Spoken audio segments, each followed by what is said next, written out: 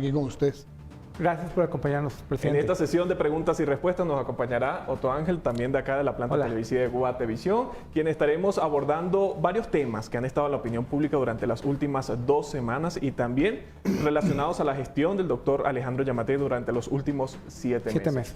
Comenzamos, doctor, y me gustaría iniciar esta conversación hablando del balance que tiene de parte del Ejecutivo a partir de las nuevas medidas que implementaron hace aproximadamente 3 semanas. ¿Cómo califica usted los resultados de esta medida? ¿Han sido positivas o negativas para el país, tanto en lo económico como en lo de salud?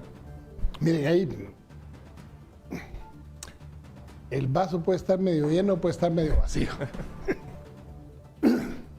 Desde el punto de vista sanitario, nosotros esperamos que la apertura económica traiga un repunte de casos.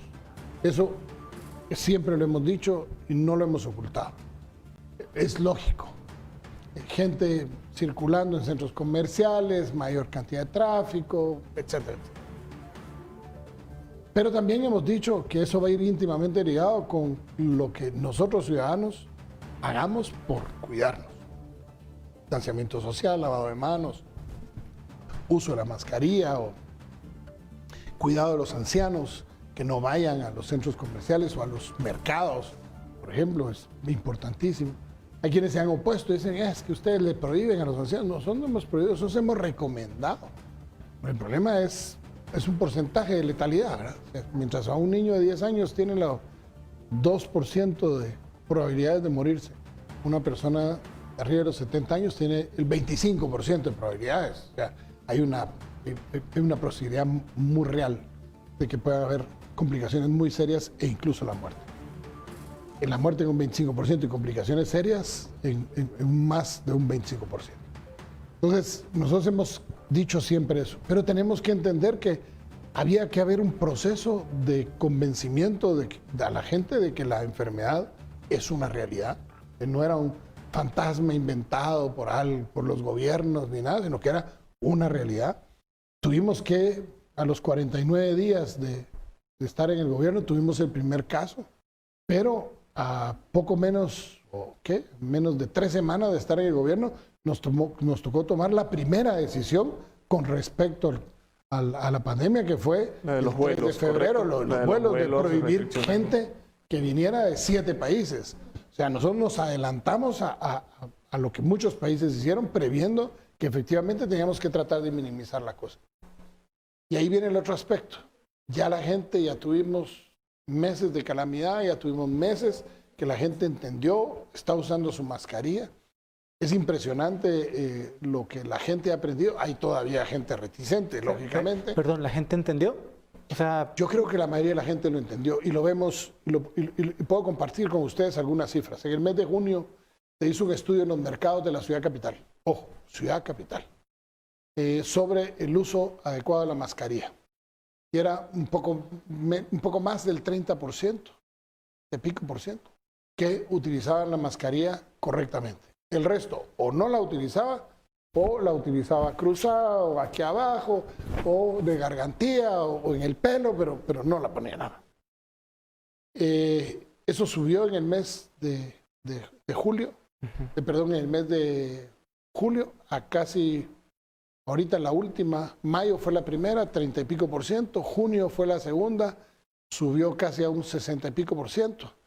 70%, y ahorita en julio, a finales de julio, subió a un 91%. Eso es lo que lleva al comentario que generó tanta polémica de, bueno, ahora la gente se puede encargar. Es que es que ojo. O sea, me refiero al tema de los números que hace que el gobierno tenga algún nivel de conciencia sobre eso. No, es que, ojo, ahí, Otto Ángel, hay algo interesante. El tema es, yo lo que dije, y ahí están las grabaciones, estaban todos los alcaldes, porque era también hacerlos a ellos parte responsable. Era decirles, miren, durante todos estos meses nos hemos dedicado única y exclusivamente al coronavirus y al coronavirus y al coronavirus. Cuando hay un gobierno que hay que gobernar, o sea, hay toda una labor de cosas que hacer que estamos dejando de hacer porque lógicamente estamos inmersos en esto. Hoy ya tenemos un sistema de alertas, ya tenemos resultados y este es el momento de decirle, si usted en su municipio quiere que la alerta sea verde, todo el mundo en paz y haciendo lo que quiere, O quiere que sea roja, restricciones de horarios, restricciones en los buses, restricciones en todo, en las horas de encierro, etcétera. Si usted quiere eso, la responsabilidad es suya. Si usted vive en ese municipio y mira a alguien sin mascarilla, hombre, póngase la mascarilla, no me friegue. Si mira a alguien que está enfermo, ya fue donde el doctor usted, para que no contagie a más. O sea, aquí principio a haber algo que es importante, es la municipalización, que es un poco a lo que Alberto va. Hoy las alertas nos las damos por municipio y la conciencia que tiene que haber es de municipio. ¿Por qué es la conciencia de municipio? ¿Y por qué se lo dije así? Porque estaban los alcaldes. Necesito que los alcaldes, y se los expliqué a ellos hasta la saciedad, necesito que se involucren también en hacerle conciencia a los vendedores en sus mercados, hacerle conciencia a la gente en su municipio sobre la necesidad del distanciamiento, las medidas sanitarias, etcétera, etcétera. Entonces, lo que pasa es que siempre hay alguien que saca raja de lo que puede. Es una manera cómoda de decirla, elegante de decir otras cosas. Pero... A ver, antes de que pasemos, creo que uno de los temas que nos convoca más y que mucha gente quiere saber, que es sobre el económico y la reactivación, decía usted que va a haber un repunte. O sea, eso está clarísimo, ¿verdad? Nos abrió. Creemos que puede haber un repunte, se abrió el país o está comenzando a abrirse. Pero no lo hemos tenido, para serle sincero, en 3 semanas no lo hemos tenido como lo esperábamos en la primera. O sea, la primera medición iba a ser la primera quincena. Presidente, pero el director de la Coprecovid, el doctor Edwin Asturias, afirmaba que en septiembre aproximadamente se podría registrar esta segunda ola de contagios. ¿Estamos preparados para eso? No, miren, yo respeto enormemente al doctor Asturias y tenemos diferencias también, no van a creer que... El sistema democrático se vale. No, es que aquí el mundo está viendo epidemiológicamente una segunda oleada.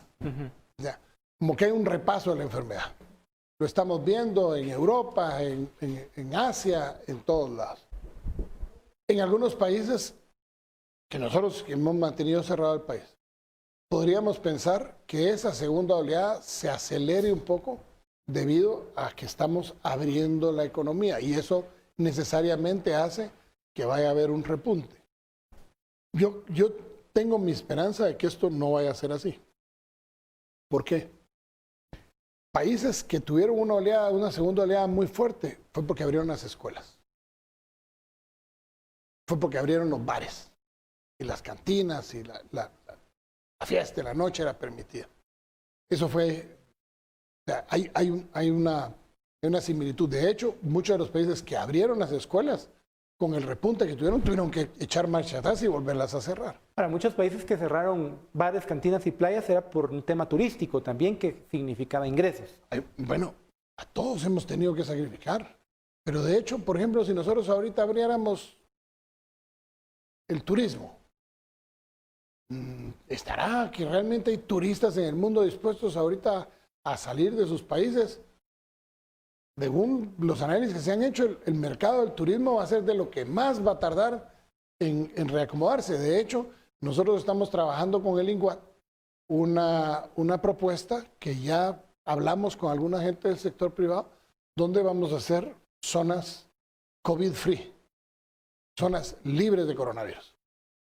Zonas pequeñas, en lugares específicos, y vamos a principiar con un par nada más, en donde podamos garantizar que el turista que llegue lo vamos a recibir en un aeropuerto. Él viene libre de coronavirus. Lo vamos a subir a un medio de transporte libre de coronavirus, con distanciamiento y todo, y lo vamos a llevar a un lugar en donde va a realizar sus actividades y la gente va a tener su hisopado permanente, va a estar con su carnet de que está libre de coronavirus y tratar de tener lugares cerrados, seguros, como una opción de decirle a la gente, usted quiere salir, véngase con tours que van a ciertos y determinados lugares en horarios especiales para que no coincidan con más gente. Se está estructurando toda una propuesta para tratar de hacer de alguna manera, pues hombre, competitivos a nivel mundial con una oferta diferenciada. Eso se está trabajando, lo está trabajando Maynor Cordón con su equipo en el INGUAT y yo esperaría que en cuestión de algunas semanas, 3, 4, lo hayamos aterrizado a poderlo hacer coincidir con la apertura que vamos a tener que hacer, evidentemente, la apertura de los vuelos internacionales. ¿Tienen fecha? Estamos jugando ya con fechas, pensándola. De hecho, ahorita estamos usando más el aeropuerto de La Aurora. Por ejemplo, estamos permitiendo ya los vuelos nacionales con aviones no presurizados. ¿Por qué? El avión no presurizado es el que utiliza la entrada de aire sin aire acondicionado. No utiliza presión dentro de la cabina, entonces no utilizan aire acondicionado. Entonces, con distanciamiento, mascarilla, pero queremos y estamos utilizando la terminal aérea internacional para que los vuelos lleguen ahí, los nacionales. De hecho, mire, ¿qué ganamos? Poder ir ensayando las medidas que se han implementado en el aeropuerto internacional. Para que mire que la gente nos está siguiendo ya con el hashtag Yamate y Habla en las redes sociales de Guatevisión y Prensa Libre. Solo leer este comentario de Valentina González, que dice que hay una pérdida de ingresos en lo aéreo porque se está utilizando mucho el aeropuerto de Tapachula. Mi dolor de cabeza. Para su dolor de cabeza. Mi dolor de cabeza, sí, mi dolor de cabeza. Y peor, el vuelo que viene de la frontera de los Estados Unidos a Guatemala, Tijuana a Tapachula. ¿Está entrando COVID por ahí? No hemos detectado un montón de casos por ahí. De hecho, muchos, y lo peor es que hemos encontrado que ahora los coyotes no están para allá, están para acá, tratando de pasar a la gente, no por los puestos fronterizos, en donde hay protocolos que hay que respetar, incluso cuarentena, que es de 72 horas, para poder hacerle las pruebas de hisopado a la gente. ¿Y cuánto está cobrando un coyote a la inversa? Porque sabemos más o menos cuánto cobra un coyote para... Cobra más barato a la inversa. Okay. De hecho, ahí Guillermo Díaz, el director de migración, ha hecho un trabajo muy, muy efectivo, porque tan efectivo ha sido que ya tuvimos un intento de quemar la aduana por los tricicleros, bicicleros, balseros, etcétera, porque se ha disminuido mucho el tráfico ilícito, no de mercadería ilícita, mercadería sin pago de impuestos de contrabando. Se ha disminuido y nos han ido a generar ya un par de bochinches ahí, pero están muy metidos los cocodes de toda la frontera, han agarrado mucha conciencia. Guillermo ha hecho un buen trabajo, y no solo en el área de San Marcos, Huehuetenango, sino que en el área de Quiché. Recordemos que había una debilidad. Miren, el Estado abandonó muchas de las áreas del Estado, eso siempre lo dije yo como candidato y lo sostengo, y es parte de lo que hemos tratado de ir recuperando. Por ejemplo, estamos haciendo la carretera de ingenieros, porque vamos al fin tener puesto fronterizo de ingenieros. Pero ahí está el Ceibo. Gracias a Dios. Y todos los lugares que tenemos del lado de Guatemala, una cadena. Y un cuate cadenero que cobra, dependiendo de cómo sea el sapo de la pedrada, para bajar o subir la cadena, mientras del otro lado son puestos fronterizos formales, con edificios, con aire acondicionado, etc. Entonces todavía estamos a nivel de cadena, sin presencia de la SAT, sin presencia de inmigración, sin presencia de nada. O sea, la porosidad de nuestras fronteras ha quedado hoy más que en evidencia. Y ese ha sido gran parte del trabajo que se ha tratado de hacer con el redespliegue que hubo de la policía, del ejército, pero sobre todo la colaboración de mucha de la ciudadanía que vio en ese tráfico de personas viniendo ilícitamente o entrando, tratando de entrar ilegalmente a Guatemala, vieron un riesgo a su salud y se ha logrado acordonar bastante efectiva la zona. Sin embargo, sí, nosotros hemos dicho que lamentamos profundamente que la apertura en México se haya mantenido, aún en el peor de los casos. La verdad es que Tapachula significaba para nosotros un riesgo permanente siempre. Presidente, llegó el momento de hacer una nueva pausa, pero al regreso queremos conversar con usted sobre los detalles de este plan de reactivación económica que ya había anunciado también el ministro de Economía.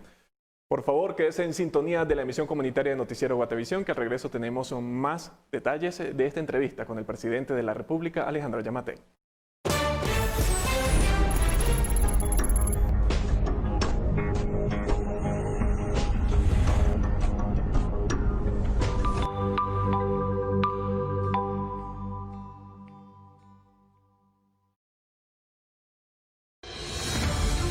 Este es el Hospital de Santa Lucía Cochumalguapa, Escuintla. Actualmente se encuentra en la fase final de su construcción. El lugar cuenta con un diseño especial. Aquí será el módulo general, que contará con 160 camas y se ha construido con techos curvos que cuentan con una capa protectora aislante al calor. Además, cada área contará con sistema de aire acondicionado. Este será el intensivo, cuenta con un piso especial y tiene las conexiones eléctricas necesarias listas para el equipo médico que se utilizará para los pacientes. En la parte exterior se encuentra un tanque de oxígeno con abastecimiento de 6.000 galones. Este hospital tiene 2 depósitos de almacenamiento de agua que será extraída de su propio pozo. Y para evitar la contaminación, se ha construido una planta de tratamiento de aguas residuales. También se contará con un sistema de circuito de cámaras que serán monitoreadas desde el centro de comando. Todo esto se ha logrado gracias a Centro de Gobierno, que facilita mecanismos de coordinación, al esfuerzo del Ministerio de Salud Pública y al sector privado, que han donado material y equipo para la realización de este proyecto. De los 5 hospitales temporales para atención a enfermos de coronavirus, este es uno de los 3 centros que quedarán como hospitales fijos. Es decir, después de la pandemia, el sistema de salud contará con 3 nuevos hospitales. Guatemala no se detiene. Este es el Hospital Temporal de COVID en Quetzaltenango. Fue el segundo de los 5 construidos para la atención de pacientes con coronavirus. En este lugar se cuenta con áreas de intermedios e intensivo. Aquí, cada personal médico que entra utiliza equipos de protección seguros, de nivel 2 y 3. Adentro, cada sector está equipado con monitores de signos vitales y tanques de oxígeno. Cada enfermo es atendido individualmente y los doctores brindan en todo momento lo que la persona necesita, desde medicamentos hasta el apoyo físico. A la hora del almuerzo, los alimentos son preparados y distribuidos para ser entregados según las necesidades dietéticas del paciente. El área de bodega cuenta con abastecimiento suficiente para brindar todos los insumos necesarios para la recuperación. Este es el área de intensivo. Aquí los médicos usan traje de nivel 3 y el espacio cuenta con equipo de tecnología especial como lo son ventiladores mecánicos y sistemas de presión negativa para la extracción de partículas dentro del lugar. Los monitores de signos vitales son supervisados desde una red de pantallas que brindan en tiempo real la condición de los enfermos. Desde aquí se le brinda atención a todo el occidente del país. Y con 5 hospitales especializados en coronavirus, el sistema de salud cuenta con mayor cobertura. Juntos saldremos adelante.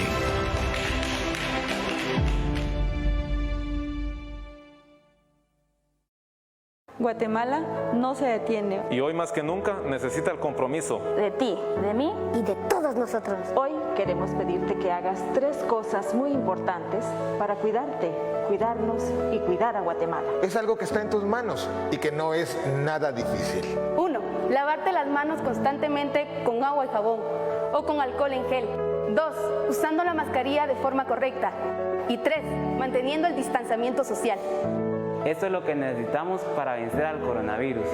El mundo cambió, ahora todos tenemos que cambiar con él. Por eso, para volver a ciertas actividades, tenemos que saber si en nuestro municipio es permitido. Y la forma de saberlo es a través de un tablero el cual nos muestra el color de alerta en nuestra localidad. Todos los sectores del país tenemos la responsabilidad.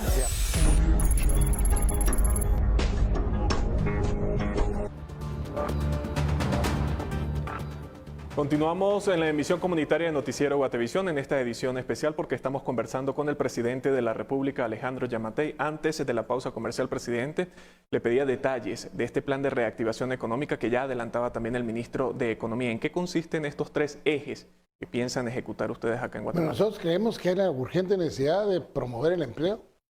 Y promover el empleo significa volver a Guatemala atractiva a la inversión, recuperar la confianza del inversionista nacional y atraer inversionistas internacionales. En un momento muy interesante del mundo, por la confrontación que hay entre 2 grandes potencias, China y Estados Unidos, en donde una buena parte de las empresas americanas en China están volteando a ver hacia otros lugares donde ubicarse. Y Guatemala resulta ser uno de los lugares atractivos para esas inversiones. Pero tenemos que generar nosotros esa confianza, esa certeza jurídica que no hemos tenido. Hay la necesidad de no solo plantear la reactivación económica con créditos, protección de capitales, fomento del empleo, a las microempresas, etcétera, que eso está y va, sino que también poder hacer que haya inversión en Guatemala. Y para eso se necesita una ley que promocione el empleo, una ley de inversión y empleo, una que nos garantice la inversión, que las condiciones en las que van a venir no le van a cambiar al inversionista. Tenemos que cambiar la ley de zonas francas para hacernos mucho más atractivos, porque hubo una reducción muy grande con las modificaciones que se hicieron hace unos años a la ley de zonas francas, disminuyeron la posibilidad de lo que podamos hacer. Hoy debemos ser más abiertos a poder generar en las zonas francas productos de una mayor variedad, por lo menos llevarlo a 30, 40 actividades, que incluye, por ejemplo, el que podría ser en un momento dado hasta el tema de turismo y parques de diversión que podrían entrar en zonas francas, cosa que no está hoy por hoy bien delimitado. O sea, tenemos un potencial por la ubicación geoestratégica del país que tenemos que aprovechar. Y creemos que este es el momento de hacerlo. Hay diversas acciones que se están tomando. El aeropuerto de carga, en el aeropuerto del Puerto de San José, que ya está en fase de finalización de todo lo que es la planificación. Ya arrancamos. Vamos a ampliar la pista a 160 metros en esta primera instancia. Se va a iniciar con la construcción de la pista de taxeo y la plataforma donde tengan que llegar los aviones hacia donde va a estar ubicado Convex y la SAT y todas las líneas aéreas. Hay realmente una posibilidad muy grande de éxito en ese aeropuerto porque tiene a la par un puerto, va a tener 2 zonas francas, una enfrente del puerto Quetzal, en una finca que tiene 40 manzanas. ¿Y la inversión pública? La finca está del IPM, va a ser con colaboración, va a ser inversión del IPM con inversionistas locales. Ese es el planteamiento que hay para esa zona franca. En el lado de la inversión del aeropuerto, ahí en el aeropuerto de carga hay un área que se ha destinado para ¿cómo se llama? Para una zona franca. Esa sí sería pública. Pero esa es totalmente autofinanciable, porque el que se instala ahí paga una renta. Eso se va directamente para ayudar, va a ser fomentado por el IPM. La base de paracaidistas se mantiene y estamos sí o sí viendo la posibilidad de la adquisición del canje, por medio de canje, la adquisición de una finca donde ya se tiren los paracaidistas viendo hacia el mar, digamos, no viendo hacia el puerto. O sea, hay todo un proyecto que se está haciendo y consolidando ahí. Tenemos la zona franca de Champerico, que ya por fin esta semana, primero Dios, ya tenemos todos los dictámenes habidos y por haber. Proceso burocrático es inevitable, con lo cual estamos ya listos, ya hicimos el reglamento para que entre, son 96 manzanas en el puerto de Champerico.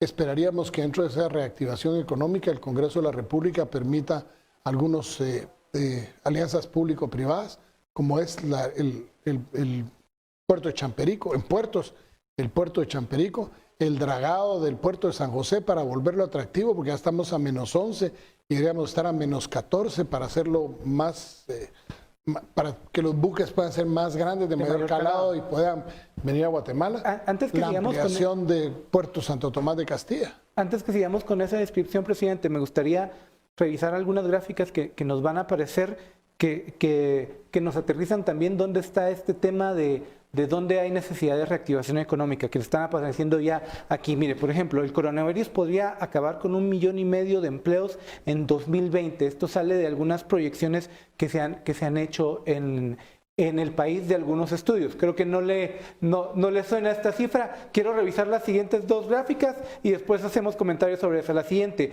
del 15 de marzo al 7 de julio de este año, el país ha perdido 103.992 empleos. El 10% de esa proyección que hablábamos al principio.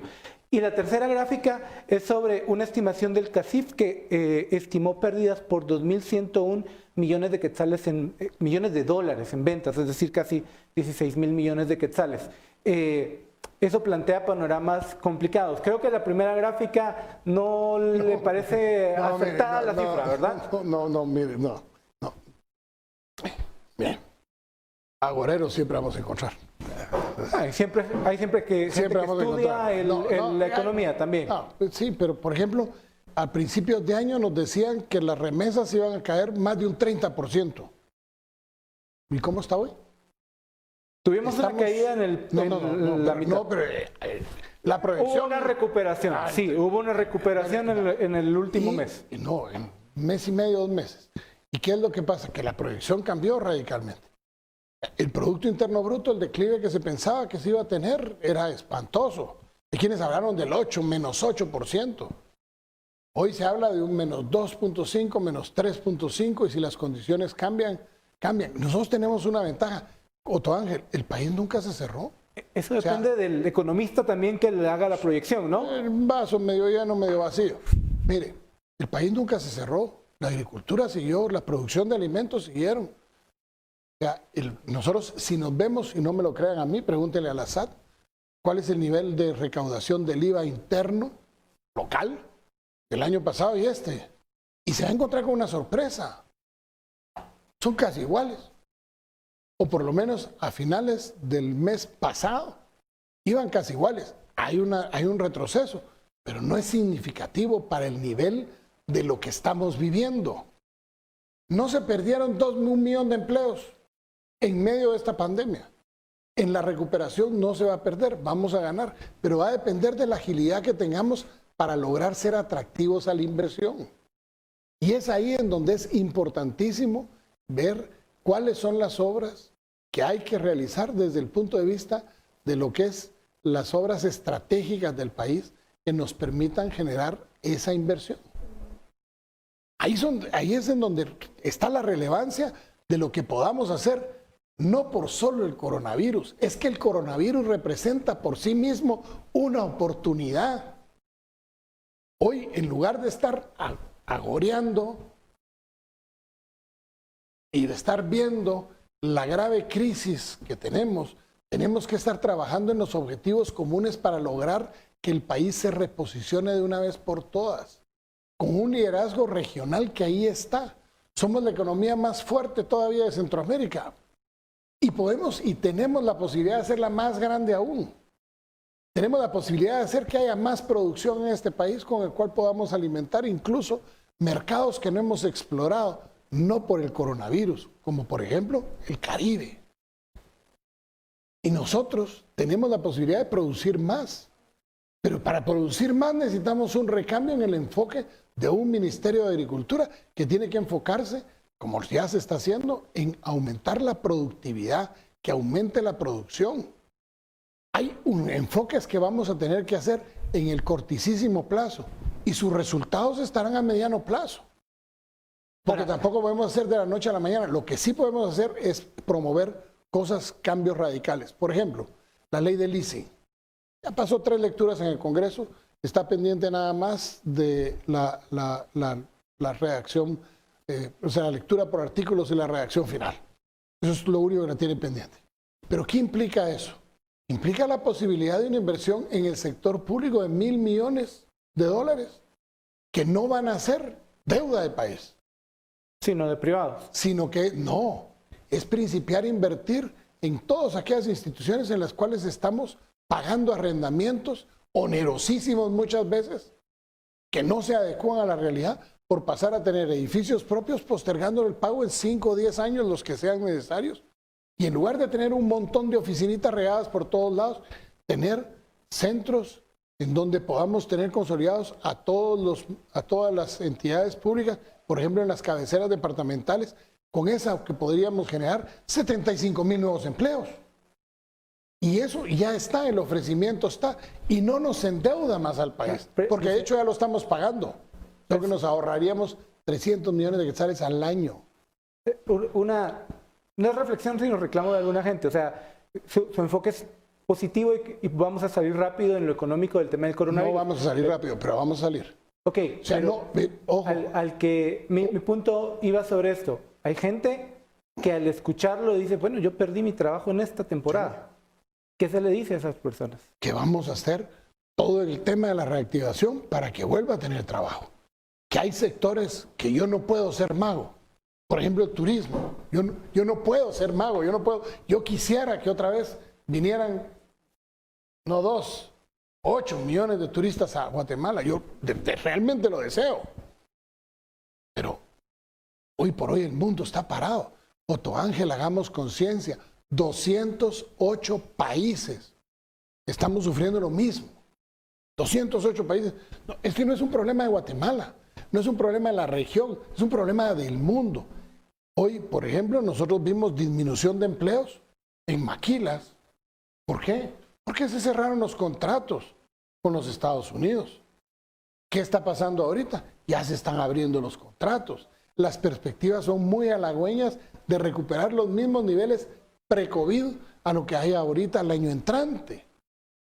Y esas son ya cosas que se están dando, signos que cambian radicalmente, que se van a dar o que ya se están generando. Hoy lo hablábamos incluso en una entrevista que tuvimos por medio de Zoom con 40 y pico de periodistas. El ministro lo comentaba en una conversación con una maquila de las grandes de Guatemala que dice, ya nosotros vamos a principiar a respirar porque ya vamos a poner los contratos, a nivel de contratos para el año entrante estamos igual que lo que teníamos antes.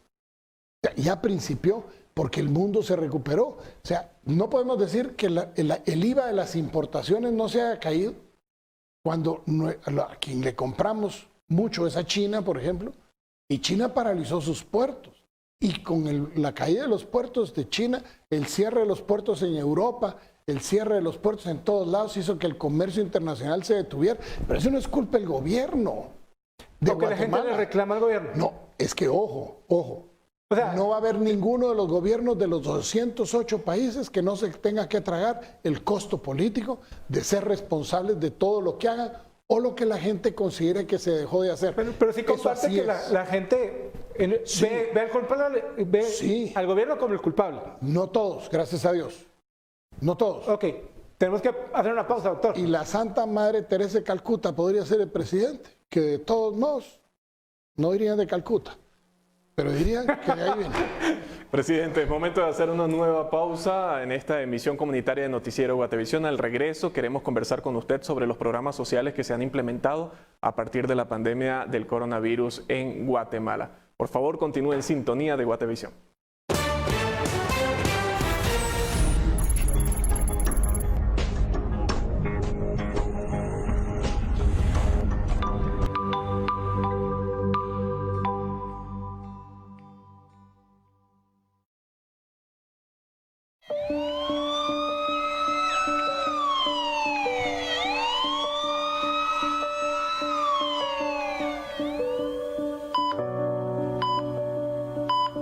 No somos héroes.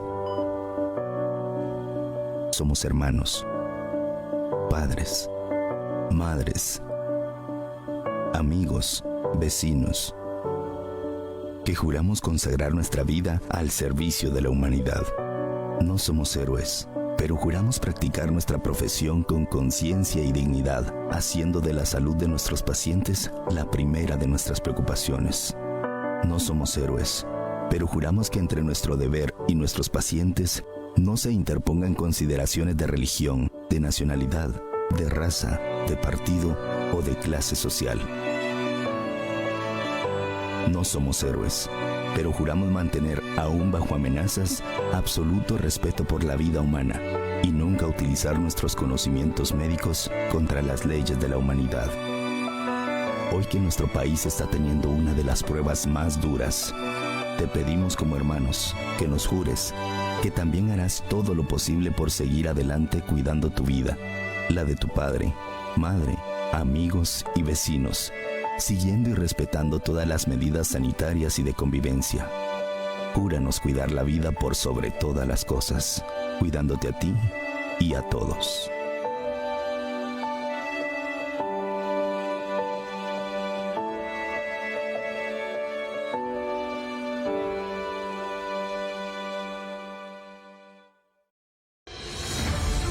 Este es el Hospital de Santa Lucía Cochumalguapa, Escuintla. Actualmente se encuentra en la fase final de su construcción.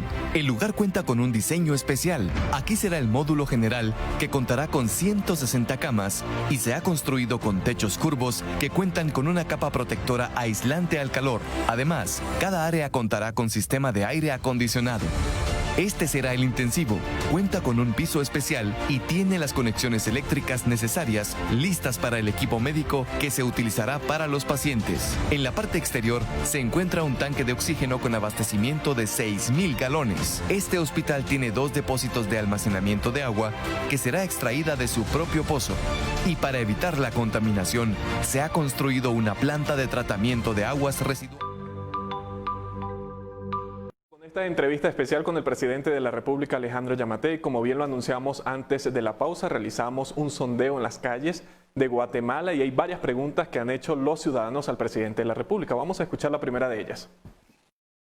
Presidente, yo solo quisiera saber qué más piensa hacer para el mantenimiento de los hospitales y para poder brindar al personal de salud el equipo necesario y toda la ayuda que se necesita, porque se siguen muriendo y es la gente que está ayudando al pueblo. Entonces, solo quisiera saber eso, señor presidente. Gracias.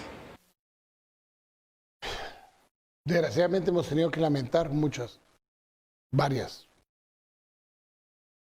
casi 40 personal de salud de todos los ámbitos que han salido perjudicados por esta enfermedad. En muchos de los casos se ha hablado mucho del tema de los equipos de protección personal. Y aquí vale la pena ser serios en reconocer que habemos 208 países que hemos estado peleando por exactamente los mismos insumos. Y son las mismas fábricas las que lo producen. Por ejemplo, las pruebas, hubo países que dijeron, estas pruebas son hechas en mi país, no salen de mi país. Yo me las quedo. Todas son para mí. Y es su derecho. Es su derecho. ¿Y con las vacunas? Rusia, China, Estados Unidos, Israel. Bueno, en primer lugar, ¿cuáles? O sea, vacunas. El otro día me mandaron una foto de unas vacunas que dice que están haciendo en China. Dice, certeza científica no hay. Vacunas se están haciendo con, digamos, ya en fase 3, que es experimentos en seres humanos, o ver la reacción, digamos, en seres humanos. Están en ese proceso, serios, en los Estados Unidos, en Israel, en Rusia, en Brasil y en Europa. Presidente, ¿hay buenas relaciones con estos países para el momento de solicitar y tener acceso a estas dosis? Nosotros esperamos, por ejemplo, la buena relación que tenemos con Israel. Yo hablé con el embajador Dani Danon, que es el embajador de Israel ante Naciones Unidas. Tuvimos una conversación hace 9, 10 días. Y él me contaba que ya están en fase 3 y que ellos calculan que de los resultados de fase 3 van a tener la certeza por ahí por diciembre, enero, de si pueden ya aprobar la vacuna y principiar a su producción, en el entendido de que funcione. Y lo que me dijo era que Guatemala era un país aliado de Israel y que Israel iba a tomar en cuenta a Guatemala a la hora de la producción para apoyarnos con vacunas. Ojo, somos 8,000 millones de habitantes del mundo, de los cuales 22 millones han salido afectados. El resto, 7,700 y pico de millones, quieren la vacuna. También tiene que haber una capacidad muy grande, muy rápida, y yo no le auguro que tenga el mundo esa capacidad. Y las potencias están jugando a geopolítica con ese tema, ¿verdad? También. Sí, o sea, bueno, aparte de eso... Y somos un actor pequeño. No podemos incidir mucho en el mundo. Podemos patalear mucho, sí. Pero ahora, ¿qué es lo que nosotros estamos haciendo? Estamos preguntando, estamos inquiriendo, estamos poniéndonos en las listas. La OMS manda el otro día a decir que si autorizamos el uso del fondo rotativo y los países que lo acepten van a estar en primera línea para la hora de que hipotéticamente haya una vacuna, los países que hayan aprobado eso van a ser beneficiarios. Por supuesto que firmamos, pues, o sea, no nos queda de otra. Pero como ellos mismos lo dicen, en el hipotético caso, la vacuna todavía está... Yo espero buenas noticias en las próximas semanas. Bueno, de hecho hoy se patentó una en China, pero todavía sigue en esa tercera fase. Por eso le digo yo, es que hay países incluso que se han saltado la fase 1 o la fase 2 y han pasado de la fase 1 a la fase 3, que es de in vitro, animales y seres humanos, se han pasado de in vitro a seres humanos, porque hay una urgencia, o sea, y se entiende. Pero, por ejemplo, nosotros estamos utilizando en Guatemala el suero polivalente, es decir, el plasma extraído de la sangre de personas que ya tuvieron la enfermedad, que tienen tuvieron una buena respuesta inmunológica, porque no todo el mundo genera la misma respuesta inmunológica a la enfermedad. Lo procesamos y ese suero polivalente se lo inyectamos a las personas que están en estado grave. Hemos tenido resultados positivos en muchos casos, hemos tenido resultados negativos en muchos casos también, pero se está haciendo todo lo que está en nuestras manos y cuando haya una vacuna seremos los primeros en ir a tocar las puertas. De hecho ya lo estamos haciendo para que nos venga. Presidente, le invito a escuchar la segunda pregunta. Yo le preguntaría al presidente cuándo piensa realizar y agilizar las gestiones para que se le pueda cancelar los salarios atrasados a los médicos. Y agrego ahí que hay varias preguntas de médicos, incluso de San Juan de Dios, del Parque de la Industria, que al enterarse que estaba la entrevista, dicen, miren, hay muchos que estamos con contratos temporales de 5,000 o menos que no nos han pagado. Sí, aprovecho para agregar. Sí, hay varios temas ahí. Uno es, hay una deficiencia administrativa en el Ministerio de Salud Pública que ha generado atrasos, sí, de siempre. De hecho, se le pidió al Congreso de la República la exoneración de algunos requisitos, porque habían requisitos, por ejemplo, que no podíamos obviar. Por ejemplo, el que la persona tuviera el título de médico, pero no estuviera colegiado. O que tuviera que tener su RTU. Para que un médico, para que una persona en tiempos normales, como cuando nos tocó a nosotros iniciar las contrataciones, pudiera salir su contrato, tenía que tener su título, su constancia de colegiado activo, RTU, que no tuviera omisos en la SAT, que pagara una fianza de cumplimiento de contratos, entre otros varios requisitos.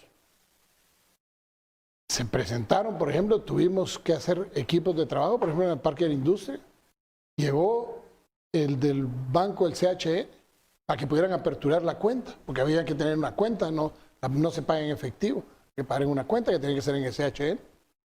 Llegaba el de Banrural para que le pudieran hacer los trámites de las fianzas, para que pudieran acelerar el proceso. Llegaron de la SAT para hacer los RTU y nos encontramos con médicos que nunca habían pagado un impuesto, porque lo habían pagado por lo menos hacía mucho tiempo. Había un caso que yo lo exoneré de 90,000 quetzales de multa. Imaginen 90,000 dividido entre 150, la cantidad de meses que no había pagado o había dejado de declarar y tenía 150 quetzales mensuales. Dividido entre 90,000, no sé cuántos años. ¿Qué tan frecuente es el caso de gente que no se la ha pagado? Creo que esto ya no cada vez es menos. Cada vez se ha ido reduciendo. Y de hecho ahorita cuando inauguremos el nuevo hospital en Escuintla, en Santa Lucía, estamos adquiriendo o tratando de adquirir una nueva forma de contratación que ya nos fue avalada por la Contraloría, porque estamos teniendo un segundo problema. El problema es que la gente escasea. Las enfermeras, los médicos, todo el mundo escasea. Lo que no escasean son los enfermos. Entonces tenemos que cambiar el procedimiento. Por ejemplo, en el nuevo hospital de Santa Lucía, las personas que ya se hizo una convocatoria, o dos, para que la gente entregue su currículum, se va a pagar por turno. De allá no se va a pagar por contrato, sino que se va a pagar por turno. Va a haber la persona va a poder hacer máximo 14 turnos al mes. Y dependiendo si es auxiliar de enfermería, si es enfermera profesional, si es médico o es médico especialista, será el salario que reciba por turno de 12 horas. ¿Qué nos permite eso? Es gente facturando.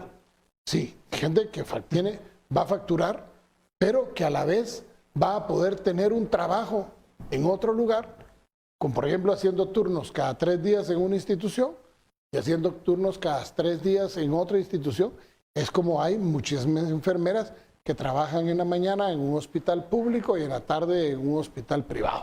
O sea, hoy vamos a poder tener esa versatilidad, cosa que no teníamos. ¿Y eso nos va a permitir captar cuánta gente más? No, necesitamos 300 y pico de personas para ese hospital. Hacer un hospital lo más cercano a lo que queremos hacer del modelo de los nuevos hospitales. Ya vienen, espero en Dios que nos acompañen cuando quieran ir a hacer un recorrido. Es impresionante, una sala de control, una sala de mando impresionante donde se pueden ver los 5 hospitales, ya todos están interrelacionados. El piso es especial, toda la construcción es totalmente distinta. Nace con 24 intensivos y 180 camas, de las cuales 24 son intensivos. Pero ojo, lo normal, digamos, el parámetro mínimo internacional es el 10% de intensivos por relación a las camas. Debería tener 18 y nace con 24. Ya estamos por arriba del estándar. ¿Por qué? Porque esta enfermedad necesita más. Es un hospital que nace para quedarse, muy seguramente. No es nada temporal ya. Con una tecnología muy avanzada, y estamos haciendo esta nueva forma de contratación, porque ahora viene el segundo problema, que yo soy médico especialista, trabajo en un hospital o trabajo en mi clínica y puedo ir a turnear, hacer turnos, y entonces me gano 2,000 quetzales por turno como médico especialista, por ejemplo, lo cual hago 14 turnos al mes, podría ser 28,000 quetzales. Ya cambia el concepto incluso de la contratación para hacerlo mucho más rápido, para hacerlo más expedito y para ir superando ahorita los problemas que vienen. Y esperaríamos poco a poco ir cambiando la forma de contratación y quién va a regular y quién va a administrar los hospitales. Porque sí tenemos que ir separando ya esa deficiencia administrativa que ha habido en el Ministerio de Salud. No de ahora. Claro. Hay muchas preguntas que nos han hecho llegar a través de las plataformas digitales, pero antes vamos a dar paso a la tercera pregunta que realizaron los guatemaltecos en las calles. Escuchemos. Pues la pregunta que le haría, ¿qué hizo con todo el dinero que vino, que no se ha visto en realidad? Tanto ayudar a la ciudadanía como a los pacientes que están enfermos, ¿no? Presidente, le agrego a esa pregunta, he identificado por lo menos 6 o 7 en redes sociales y casi, no quiero decir que es un movimiento, pero sí hay muchas veces que se repite esto. ¿Dónde está el dinero? Unos dicen 40,000 millones, 30,000 millones. Ojo. Para el coronavirus nos dieron 3 decretos que suman en total 12,000 millones, 12,150 millones de quetzales, si mal no me equivoco. Si ustedes entran a la página minfin.gov.gt, después del www, se van a encontrar que lo primero que sale es fondos COVID-19. Ahí está. Si alguien se ha preocupado de que se sepa en qué se ha gastado el dinero, somos nosotros. Ojo, de nuevo vamos a ver la manipulación de ver el vaso medio vacío, medio lleno, siempre va a haber. Hoy un periódico sacaba 3 fondos con el 0% de ejecución. Y estoy hablando de este. Sí, estamos hablando de prensa libre. Pero ¿por qué no preguntaron antes por qué? ¿Por qué? Porque le hubiera podido decir, por ejemplo, que el fondo del 0% que le aparece al Ministerio del MAGA y al MIDES en el tema de los alimentos es porque ya se hizo la erogación. Ya se le entregaron 700 millones al PMA. Pero no aparece registrado y por lo tanto no aparece ejecutado porque no se ha terminado de recibir los alimentos y de repartirlos para que pueda aparecer el 100% de la ejecución. Hay uno que es 0% apoyo a la agricultura, pero no nos preguntaron por qué. Y fíjense qué interesante, 16 millones se van a gastar en semillas mejoradas que van a apoyar a 98,000 pequeños agricultores para que puedan mejorar su productividad. Y el resto, 34 millones, se van a gastar en proyectos de mini riego. ¿Qué implica eso? Mire, otro Ángel, qué interesante. Implica que estaban hechos los proyectos de mini riego. No. Hay la necesidad, por supuesto, pero podemos copiar y decir, vamos a hacer este proyecto de mini riego aquí y le damos copy-paste y todos salen iguales. No, requieren planificación, requieren que sea la elaboración del proyecto, la planificación de toda la estructura de lo que se va a hacer. De ahí, después de eso, requiere subir los eventos y de ahí poder adjudicar a los ganadores y poderlos desarrollar. Estamos en la fase de subir los eventos. Okay, ahí hay... O sea, aparece en cero porque lógicamente hay un proceso. Nosotros no encontramos, aquí hay 200 proyectos de mini riego ya listos, ya con planos, ya con todo, y ejecútenlos, ojalá lo hubiéramos encontrado. Okay, ahí hay una explicación. Y le puedo explicar todos, exactamente igual. Pero... le puedo explicar uno por uno. Ahora bien, ahí viene. La pregunta es, ¿en qué nos hemos gastado el dinero? Perfecto. Ahí está. Ustedes entran, le dan clic al porcentaje. Hay unos que están ejecutados el 100%. Eso no dicen nada. Pero ahí está el 100% y pueden aparecerle todo en qué se gastó. Exactamente todo está ahí. Por ejemplo, dicen, ¿cómo va a ser posible que 0% en infraestructura hospitalaria? Pero ¿por qué no me preguntaron a mí por qué? ¿Saben ustedes que esos 30 millones devienen de 2 créditos que fueron autorizados por el Congreso de la República, pero que están en la fase de formalización? O sea, aparecen burocracia. Cero. No, es que es lógico, hay que firmar contratos después de que lo apruebe el Congreso, hay un cruce de cartas, hay que llegar a una minuta de contratos, se tienen que ir a los lugares donde sea, al Banco Centroamericano o al BIDO, donde sea, se tiene que ir, tiene que venir de regreso, tiene que firmarse la escritura y después de la escritura principia el trámite del otorgamiento de los fondos. Esos son temas, parecen ser, ¿qué hubiéramos podido hacer nosotros? Eso lo podríamos quitar. Y moverlo. Y no podríamos ocultar y nadie me lo preguntaría. ¿Pero por qué lo ponemos? Porque sería ocultar la información. Claro, y tienen que reportarlo. Y lo reportamos y lo decimos. Pero nadie me ha preguntado a mí. Si usted me dice por qué esos 30 millones aparecen en cero, tienen una explicación. Y es más, la pueden ir a comprobar la explicación. Pueden ir a averiguar si es cuándo se firmaron los convenios, cuándo se firmaron los contratos y para cuánto están los desembolsos. Pero cuando usted ve... mire, no, o sea, algo tenemos que reconocer. No, desde luego, o sea, ahí hay una explicación sobre esto, doctor. No, pero ha habido otro Ángel, hay un mea culpa. Sí, nos ha hecho falta capacidad de comunicarnos. Sí. Por eso miramos a un señor en el carro diciendo, por eso, tengo la sensación de que no gastaron el dinero. Toda la razón hemos tenido, pero ¿qué es primero? O me dedico a tratar de salvar vidas y tratar de levantar la economía y tratar de hacer eso, o me pongo a cacaraquear los huevos que hemos puesto. Es que ¿qué es primero? Para mí mi responsabilidad, Otto Ángel, no es estar llamando y decirle, miren, ese reportaje no es cierto. Falta no me queda. Doctor, estamos viendo la página de ejecución al aire de Minfin que usted nos está contando, ¿verdad? Que usted nos está explicando para que la gente pueda tener una referencia. El de COVID. El de COVID, sí. Creo yo. Sí, creo que usted lo va a poder ver mejor a su izquierda. Que lo tenemos ahí, que es de lo que... Esa es la segunda página. Hay una página antes en donde están todos los fonditos y aparecen. Y ahí ya viene la explicación por ministerio. No hemos ocultado la información, ahí está. Es cierto, tal vez hemos cometido el gravísimo error y alguien ha de ser responsable de no decirlo, de no jacaraquearlo.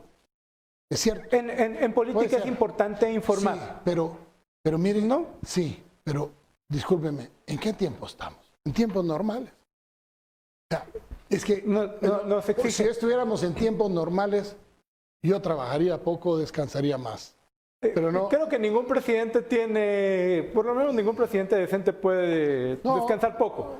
Pero por lo menos tendríamos que estarnos quitando menos los cachimbazos de cosas que no son ciertas. yo sinceramente, y le juro, Otto Ángel, el problema ha sido, uno, que tal vez no hemos tenido la capacidad de comunicarlo, totalmente de acuerdo. Pero dos, también ha habido intención de querernos estar tirando con cosas irreales. Hay convitos aquí, convitos allá que están inventando eventos y nos tiran y hacen crecer las redes sociales. Tampoco yo no voy a estar todo el día contestando en las redes sociales un montón de cosas que no son reales y que al uno decirla, al desmentirla, le está dando algún grado de credibilidad. Yo creo que aquí vale la pena ser serios. El tema aquí es ser serios. Les repito, los costos políticos nos los vamos a tragar, porque los hay, los entendemos, pero este es el momento que nos tocó y lo estamos tratando de hacer con la mayor de las responsabilidades. Doctor, sí. Perdón, quiero interrumpirlo porque hay un tema que creo que es valioso tocar. Usted ha estado hablando de certeza como uno de los elementos importantes para la atracción de capitales, de inversión. Certeza jurídica. De certeza jurídica. Tenemos un problema de certeza jurídica en el país. No tenemos cortes electas. ¿Qué tanto va a ser complicado para atraer esos capitales cuando nuestro sistema judicial está en un proceso de franco deterioro? Bueno, mire, vamos a separar las dos cosas en dos. Uno es el tema de los antejuicios, Corte de Constitucionalidad, Corte Suprema. En el cual usted ha dicho, no me meto, no soy juez. No puedo meterme. De acuerdo, pero tenemos un tema macro. Y hay un tema que es de cortes, de elección de cortes.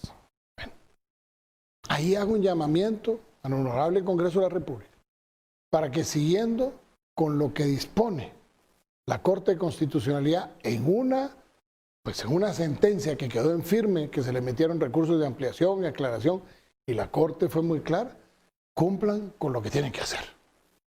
Elijan. Si les gustan, si no les gustan, quiénes les gustan, quiénes no les gusta ninguno, les gustan todos. Eso sí ya no lo puedo decir yo. ¿Su bancada sí? ¿Tiene incidencia? No, son 17 votos. No, pero han logrado ahí un nivel de coordinación con otras bancadas. No es ni el 20% de lo que necesita, es el 17%. Pero le aseguro que si en Vamos alguien dice impulsemos esto, el resto de bancadas que votan juntos pueden hacerle caso.